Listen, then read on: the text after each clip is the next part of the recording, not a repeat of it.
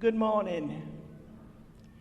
Before we start, I'd like to acknowledge yesterday's inauguration of President Joe Biden.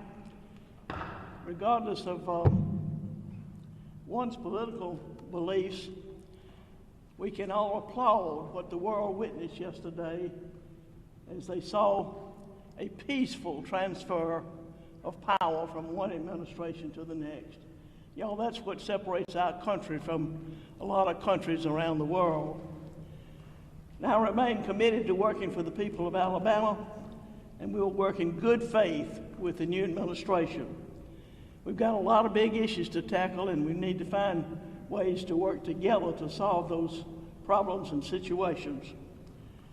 One item that is not Republican or Democrat, but is an American issue, is working together to defeat COVID-19.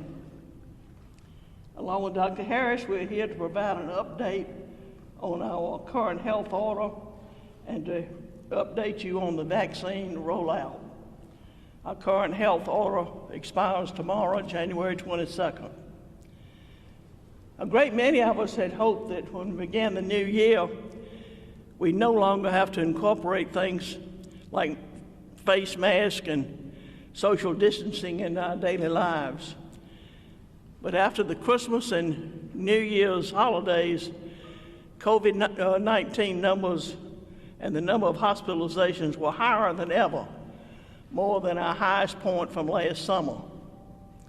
At one point last week, of the 1,600 ICU beds in our state, 1,561 were occupied. Folks, that means that only 39 ICU beds were available for COVID-19 or cancer patients or folks involved in severe accidents.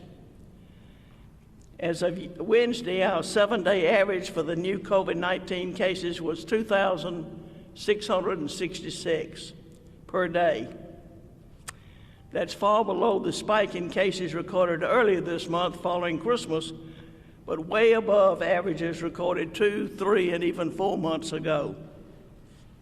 With that news, it shouldn't come as a surprise that Dr. Harris and I are here today to extend the current order with no changes for another 6 weeks until March 5th. The mask mandate remains the one step that we can all take in order to keep some balance in our daily lives and stay healthy and safe. Quite frankly, we've run out of ways to underscore the importance of taking this virus seriously. And ironically, it's not very complicated. Wear your mask, wash your hands, sanitize the places where you are, and if you're experiencing symptoms, please go get tested and wait until you receive the results before you interact with others. Even as we continue practicing personal responsibility, y'all, I want to also urge patience. As everyone knows, the vaccine rollout has begun, and Dr. Harris and his team at DPHF are working around the clock to get shots in arms. And I'd like to personally thank the staff of ADPH who've worked 7 days a week diligently, and they've received no public acknowledgement. On January the 8th, we announced that in addition to our medical professionals and our residents in nursing homes and assisted living facilities who are currently eligible to receive the vaccine, our first responders and people 75 years of age or older would also be eligible. Unfortunately, we simply do not have enough vaccine for everyone who wants one. In fact, no state does. However, the team from ADPH is working diligently to distribute our vaccine statewide. The latest locations can be found on the ADPH website with contact information to the providers in your local communities. Do not call if you're not eligible. And if you are seeking a vaccination from a private provider, you'll need to call them directly. As Dr. Harris makes his way up to the microphone, I'd like to once again thank the people of Alabama. Thank you for keeping on, and being willing to take the vaccine. We'll get through this thing together. Dr. Harris.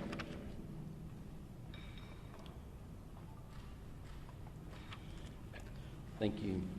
Thank you very much, Governor, for everything you're doing for us. We appreciate it so much. And I would like to just reiterate thanks to the people in public health. We have such a tremendous group of people who really are working nonstop to do everything they can to protect our state. And I don't say it publicly enough, but I'm so grateful to be able to work with them and appreciate them very much. I know foremost in everyone's mind is a vaccine program, and let me begin with that. We've certainly heard from many people in the public who are angry or frustrated about the vaccine program. They don't feel that they understand how they can get a vaccine or perhaps even where to get a vaccine. I want you to know that we hear all of those people who are saying that and share a lot of their frustration as well. It's my responsibility to make sure that you get a vaccine, and I will do that. Our team will make sure that you get a vaccine if you want to get a vaccine in this state. We will do it as quickly as we possibly can. We are not going to have vaccine that's sitting in freezers or sitting on the shelf. In fact, it is not now. But we want to make that very clear to everyone that we are going to get vaccine out as quickly as possible and into people's arms.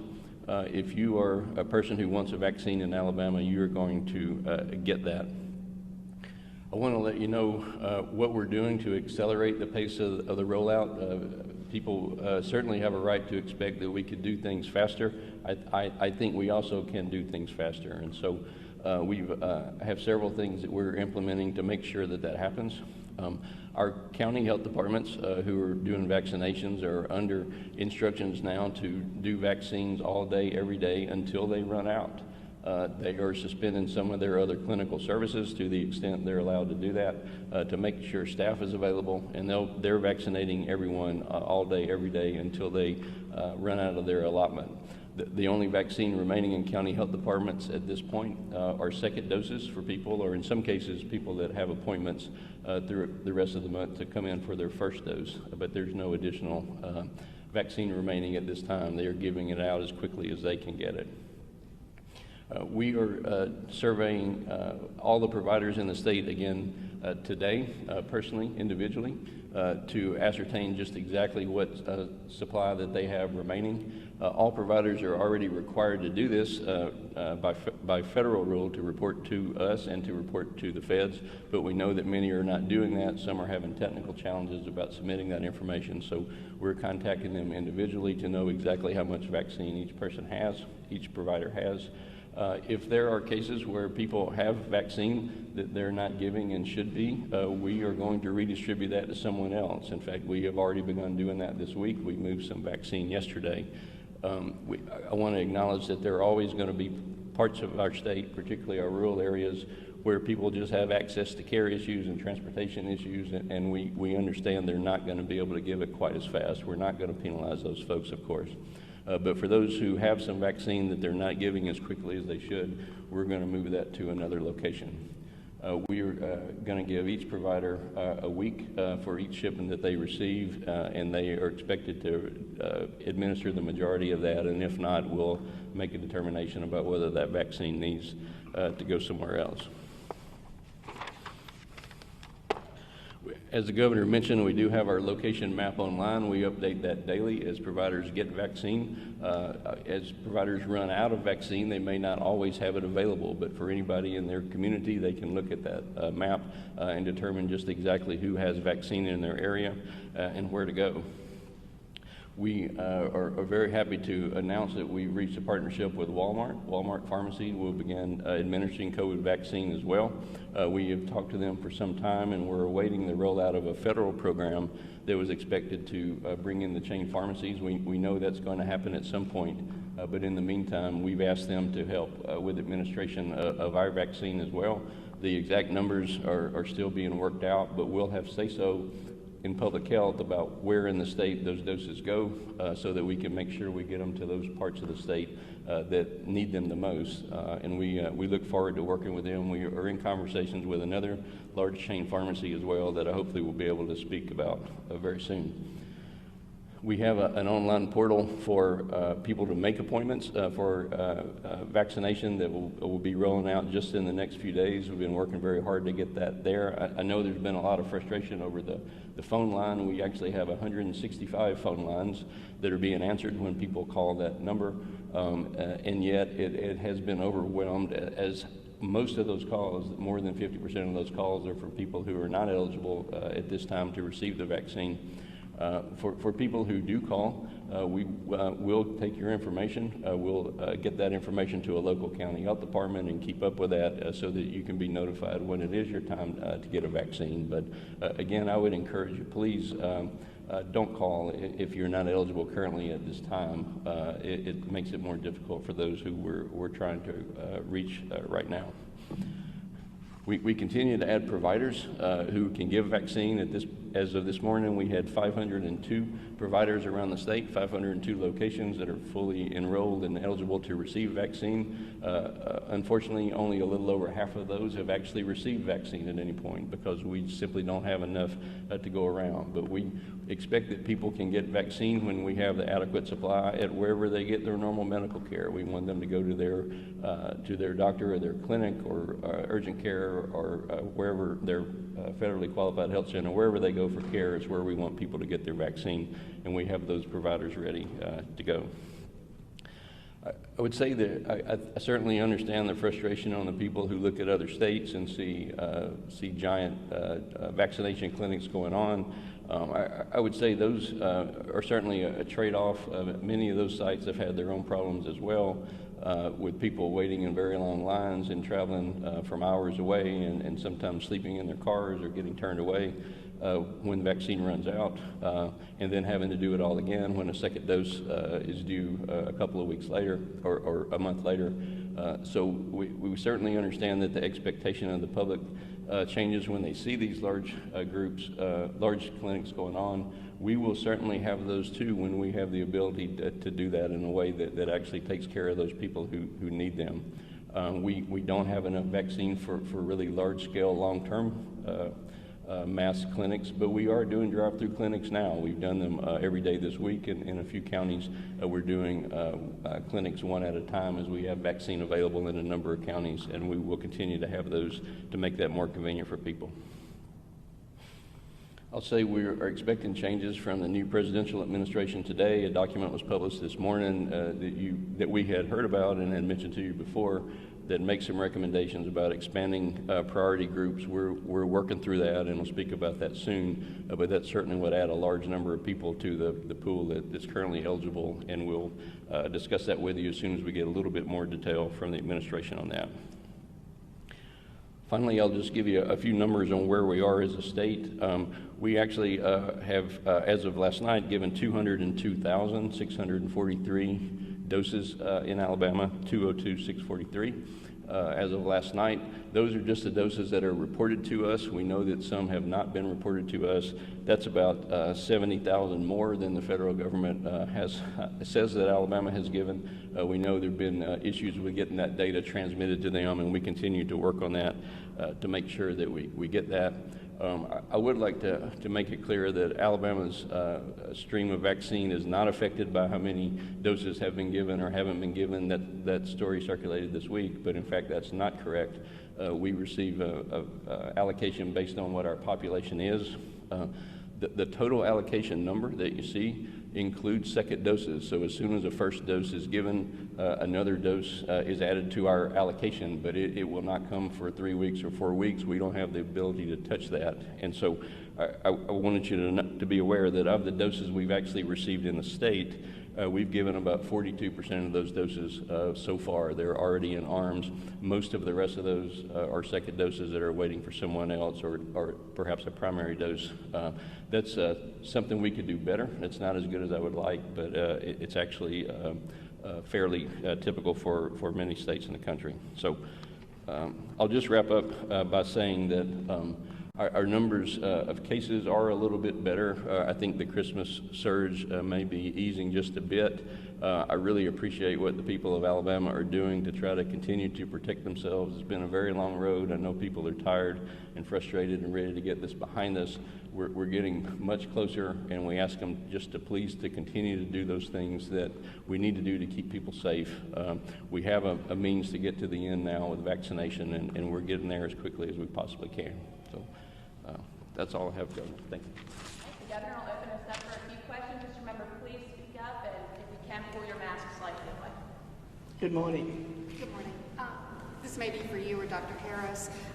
Can you explain again why we've only given about 40% of our doses? I know people understand that we can't give shots we don't have, but I think there's some frustration when they see that we haven't given 60% of what's been delivered to the state. Sure, I'll be glad to address that. Kim, so many of the doses that have been delivered are second doses, and it's just not time for them to receive them yet. They usually get here a week or more before they're due. So the Pfizer second doses get shipped after about 2 weeks because that second dose should be given at a 3-week interval. And then the Moderna doses are shipped about 3 weeks after the first dose because that one's expected to be given in about 4 weeks. So that's certainly a good portion of it. There are patients who still have appointments for their first dose. Public Health, for example, is scheduled through the end of January. So there are doses that we have with a patient's name on them waiting to get them as we can give them as well. And certainly there may be doses that we haven't identified. We moved a few yesterday that we learned had not been given in a timely way. So our strategy is to make sure that we give them as quickly as possible. I have seen a survey that was done this week of Alabama hospitals. Alabama hospitals, by and large, are out. The only doses they have are those that are remaining for second doses, or in some cases appointments for first doses. So every hospital that we have contacted so far has asked for more. So I think most of those are in the category of waiting to be given to someone who has a name attached to it. But if there are some that haven't been given, we're determined to find those. Yes, this is for the governor or Dr. Harris. The Biden administration has said how they want to dramatically ramp up production of vaccine and dramatically ramp up how many people are receiving it. Have you all heard from the administration about how this could affect Alabama and how soon it could affect Alabama? I've not heard. I'll be glad to tell you what I know. We've been on several calls with the transition team leading up to this document that they published this morning, and we had an idea of what it was going to look like. On the production side, I don't have any information to tell you. I don't know how they're going to do that. You know, we've seen national stories about the difficulty in just getting raw materials and ramping up those production lines, so I'm not sure how that's going to happen. In terms of expanding the pool of people who are eligible, we've had many discussions with them about that. If it's ultimately determined that the group of Alabamians 65 and older should be in the next eligibility group, that's about 500,000 people in Alabama. So 500,000 more people are going to hear the message that it's time for them to get their vaccine. And of course, they're absolutely deserving, and we will get it to them as quickly as possible. And yet, the amount we're getting in the state each week is not going to change. Our allotment is between 50 and 60,000 doses a week. We've been told that's not going to change anytime soon. And so it'll be challenging to communicate that message to people that we want you to come in, it's your time to get it, and yet we still aren't going to have enough to go around. All right, a few more questions. This question is for you, Governor or Dr. Harris. You talked about including the chain pharmacies to give the vaccine. Some other states have already started using some of these chain pharmacies like Publix. What's the holdup here in Alabama, and how quickly could that happen? Sure, I'll be glad to address that if you like. Sure, so there's not a holdup per se. There's a federal program that will give a federal allotment to chain pharmacies that's being worked out. It was announced by the Trump administration. It's been continued by the Biden administration. And so when there is vaccine available, the feds will contract directly with these stores to send them shipments, and those shipments don't come from our state's allocation. And so that's the catch. What we have decided to do is to go ahead and use some of Alabama's state allocation. So that's vaccine that's not going to go to our current providers, to hospitals and doctor's office and urgent care. It's going to go to chain pharmacies, and we think that makes sense. We want to do that, but it will be subtracted from Alabama's allocation. And because we've just had a relatively little vaccine, that's the reason it hasn't happened before now. All right, a couple more questions. Brian? A question for Dr. Harris. Obviously, there's a lot of demand for this vaccine. What other obstacles are you encountering in just delivering them or just trying to get the vaccine to people? There's no question that the main obstacle is the supply. I mean, that's the main obstacle. We certainly recognize that we have some data challenges. We have a lot of providers who aren't used to reporting this information. You know, there's not been a requirement in Alabama to report vaccines, or at least adult vaccines. That's not a requirement in Alabama, so many providers just don't do that, have never done that. There's also new reporting requirements to the federal government about how inventory is maintained and about how they even order vaccines. And so I think there's been a learning curve for a lot of people who've just never had to do that before. That's definitely improving, and we're seeing it accelerate.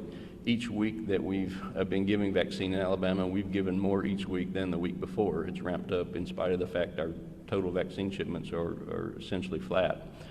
So I think those data requirements are certainly a big issue. Also, we're just a large rural state, and there are people that have trouble getting to it. You know, we recognize that. We're working on ways to try to identify those transportation challenges and those access to care challenges that people have. If we were a very small state geographically that was heavily urbanized like some others, it would be a different story. They have their own challenges, but they don't have those challenges that we have in getting that out. So. Governor Ivey, the legislative session is less than 2 weeks away. Where do you stand on the idea of legislative leaders or any other legislators being approved to get vaccine doses? Well, I'm certainly working with legislative leaders and expect them to hear from me about my budget proposals next week. And I'll be delivering the state of the state from the Capitol, not the State House. There will be some changes this year, and I'm sure the legislature will keep us informed of how they plan to open up and operate. All right, thank you all. That's it. Thank you. Thank y'all. Thank you, Governor.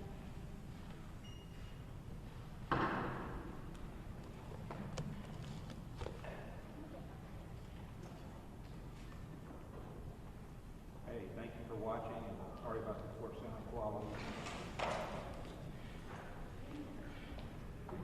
Thanks very much for watching. Sorry about the poor sound quality, and